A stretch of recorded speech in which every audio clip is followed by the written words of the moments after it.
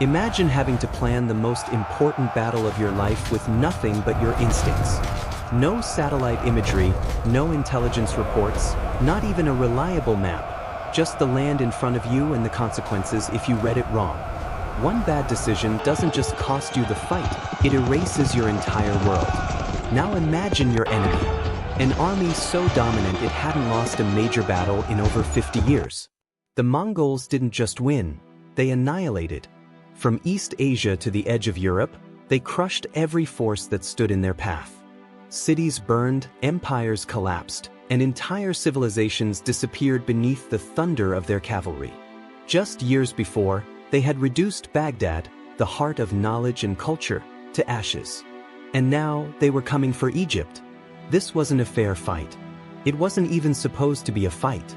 Most rulers faced with the Mongols made the same calculation: surrender and survive, or resist and be destroyed. Because no one stopped the Mongols.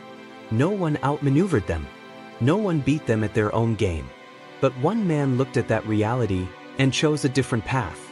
A general with fewer resources, facing one of the most feared military machines in history, decided not just to fight, but to outthink them. He didn't have better weapons. He didn't have more men. What he had was something far more dangerous: a deep understanding of the battlefield and a plan that would turn certainty into catastrophe. What happened next would change history forever.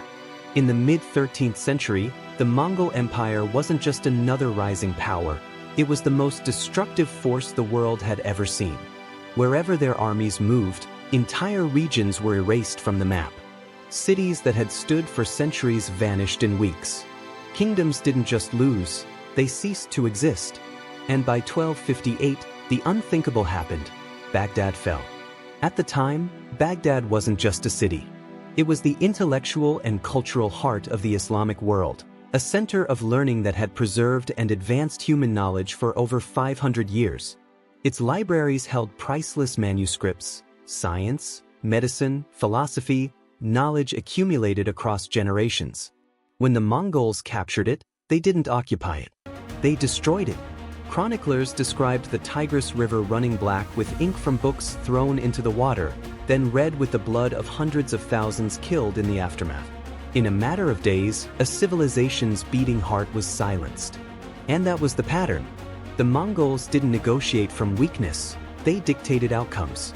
Their message to every new target was brutally simple: submit and live as subjects, or resist and be annihilated.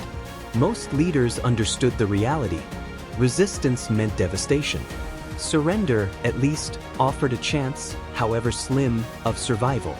By 1260, that storm was moving south. Syria had already fallen. Aleppo was in ruins. Damascus, one of the oldest continuously inhabited cities in the world, had been taken.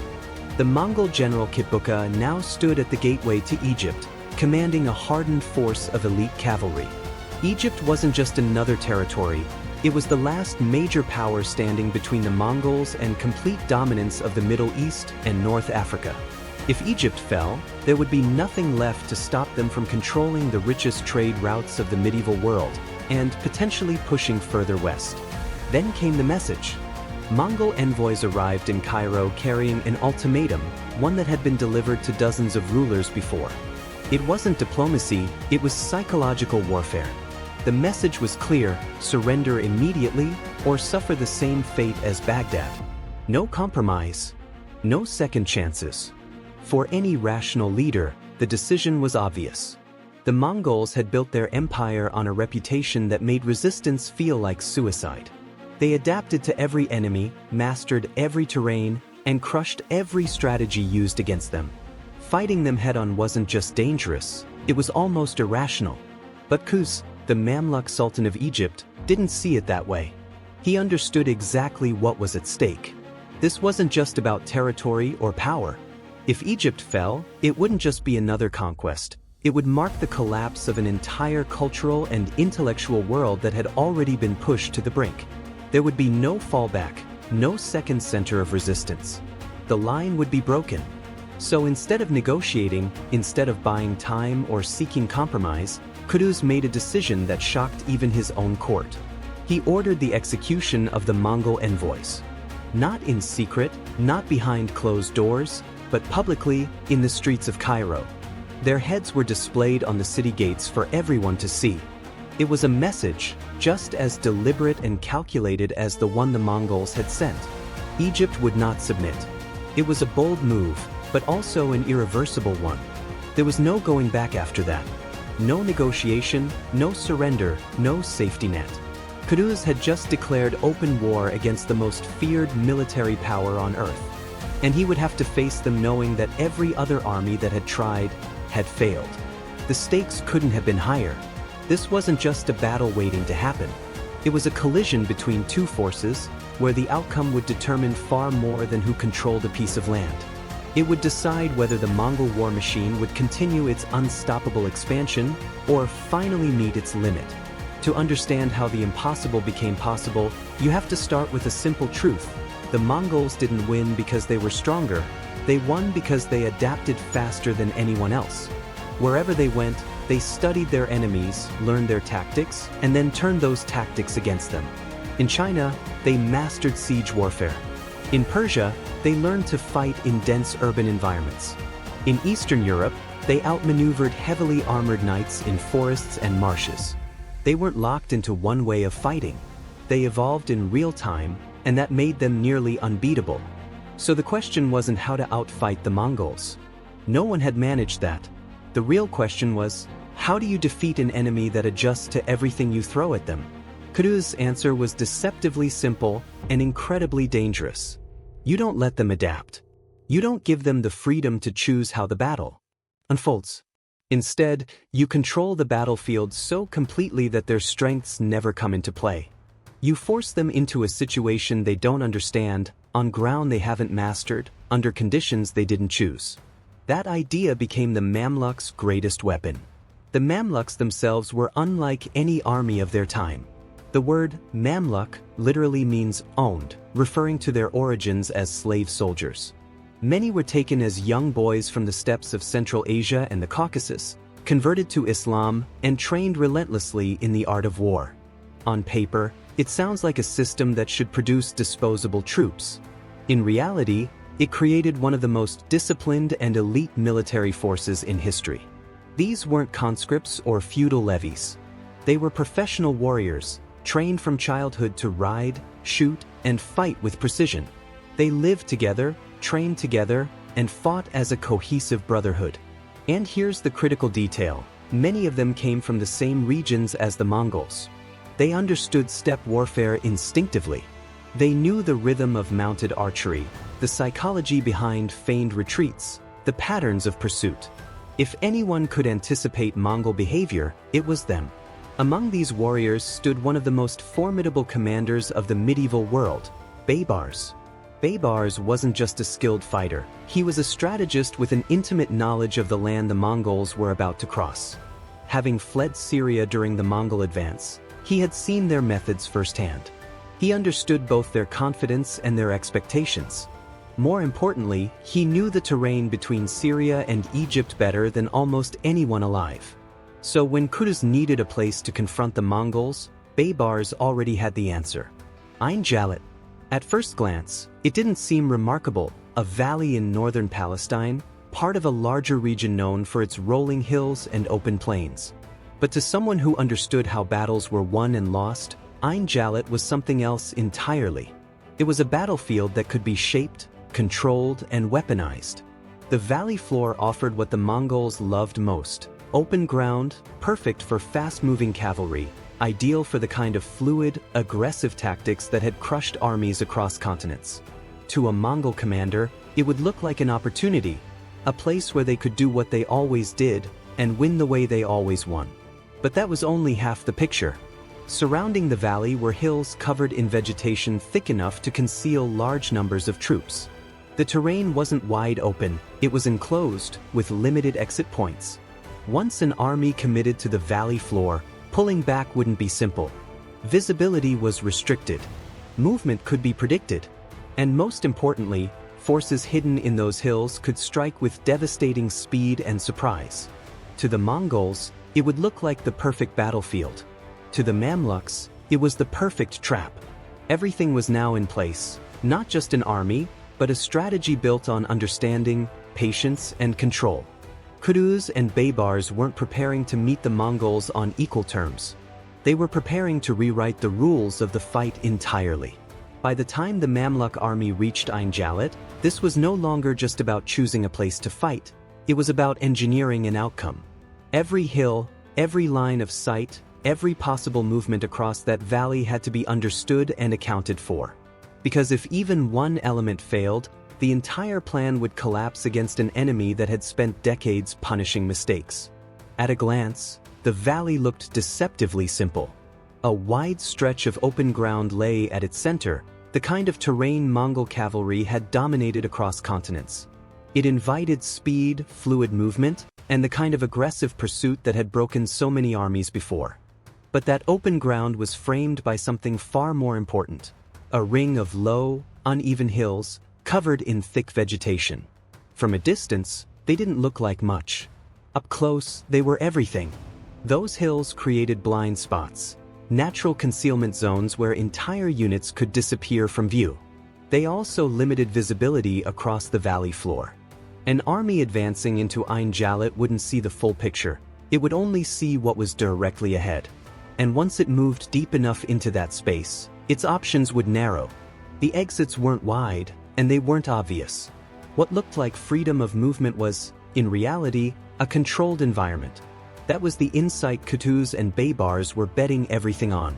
They positioned the bulk of their forces inside those hills, hidden behind layers of terrain and vegetation. Not small scouting groups, thousands of cavalry, waiting in complete silence. Every soldier knew the stakes. If they revealed themselves too early, the Mongols would pull back, regroup, and the advantage would vanish. If they waited too long, their own vanguard could be overwhelmed. This wasn't just about hiding, it was about restraint.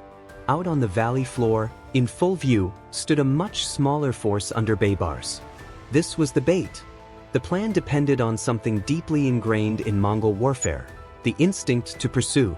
Time and again, their victories had been built on breaking enemy lines and turning retreats into routes. When an opponent fled, you chased. You spread out, you applied pressure, and you destroyed them in motion. It was fast, decisive, and brutally effective.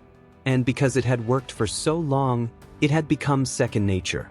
Baybars intended to use that instinct against them. When the Mongols arrived, they wouldn't be greeted by a hidden army, they would see an exposed one. A force small enough to engage, vulnerable enough to break. Baybars wouldn't immediately retreat. That would raise suspicion. Instead, he would fight just enough to make it real. Enough to convince the Mongols that this was a genuine attempt to hold the line, and a failing one. Then, at the exact right moment, he would pull back. Not in panic, but in controlled retreat. Drawing the Mongols deeper into the valley, step by step, encouraging them to do what they had always done: chase, divide, and overwhelm. The further they advanced, the more stretched their formation would become. Units would separate. Command cohesion would weaken. And without realizing it, they would move from a position of strength into one of vulnerability. But none of this worked without precision. Timing had to be perfect. If Baybars disengaged too soon, the Mongols might hesitate. Too late, and his forces risked being crushed before the trap could even be sprung. The hidden units in the hills had their own challenge. They had to wait until the Mongol army was fully committed, deep enough, spread out enough, disorganized enough that escape would be difficult. Not partially inside the valley, completely inside it. And then there was discipline. Every soldier had to trust the plan even as the battle unfolded in front of them. No premature charges. No emotional reactions. No breaking formation. In most battles, chaos is inevitable. Here, chaos had to be delayed, held back, until the exact moment it could be unleashed on the enemy instead. What Kutuz and Baybars were creating wasn't just an ambush. It was a controlled collapse, carefully designed to flip the Mongols' greatest strength into their greatest weakness. The Valley of Ain Jalut wasn't just a location anymore. It was a trigger, and all that remained was for the Mongols to step into it.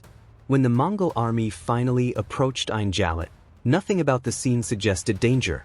Ahead of them lay open ground, exactly the kind of terrain where they had built an empire. There were no obvious fortifications, no defensive lines stretching across the horizon, no sign of a large, organized force waiting to resist them. Instead, they saw what looked like a smaller Mamluk contingent positioned in the valley, exposed and within reach. To a Mongol commander, it felt familiar, almost routine. Kitbuka, a seasoned general who had fought in multiple campaigns, wasn't reckless. He had seen traps before, had learned to read enemy behavior carefully. But what he saw that day didn't raise alarms. The Mamluks didn't immediately run. They stood their ground and engaged. It wasn't a trick, it was a real clash. Baybars led the charge. The first contact was violent and convincing. Cavalry slammed into cavalry, arrows cutting through the air, horses colliding at full speed. This wasn't a staged performance, it was a genuine fight, with real casualties on both sides. The kind of engagement the Mongols had experienced countless times before. An enemy attempts to resist, realizes the imbalance, and then breaks. And that's exactly what Baybars did. At the critical moment, his forces began to pull back. Not in panic, but in a controlled withdrawal that looked just chaotic enough to be believable. To the Mongols, this confirmed everything they expected. The enemy was collapsing. The path to victory was opening. Instinct took over. Kitbuka gave the order to pursue. What followed was textbook Mongol warfare, or at least it seemed that way. Cavalry surged forward, accelerating into the retreating Mamluk force. But as they advanced deeper into the valley, something subtle began to change. Their tight formations loosened. Units spread out to chase fleeing targets. Speed replaced structure. Control gave way to momentum. This was how the Mongols won battles, by turning retreats into routes. But here, without realizing it, they were trading cohesion for pursuit. Within minutes, the army that had entered Ain Jalut as a unified force had fragmented into multiple advancing groups. Each one focused on the enemy ahead, each one pushing further into the valley. And behind them, unseen, the landscape closed in. From the hills, Kudas watched. He waited until the moment was undeniable, until the Mongol forces were fully committed, stretched across the valley floor, too deep to withdraw quickly, too scattered to reform. Then, according to chroniclers, he gave the signal. Everything changed at once.